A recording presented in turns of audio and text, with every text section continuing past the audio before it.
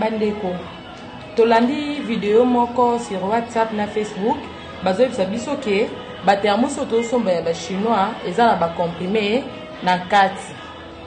Effectivement totali bavideo nga mpe na verifie thermos na nga soki tokomona bacomprimé wana fongoli thermos na nga yango na fongoli.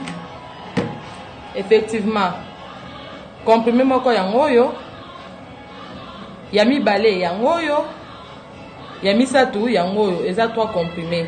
Il paraîtrait ba comprimé oyo eza ba poison o ba chinois batieli biso tozomeka buka thermos na biso totala soki vraiment si réellement eza ya solo.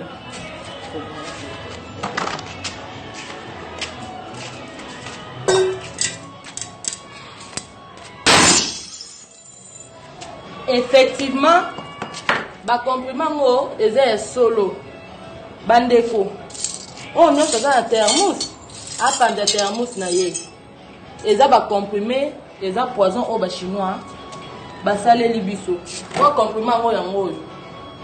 Yango oyo. O ba chinois ba salé libiso. Ndeko nyonso oza na thermos, panza thermos na yo, panza information.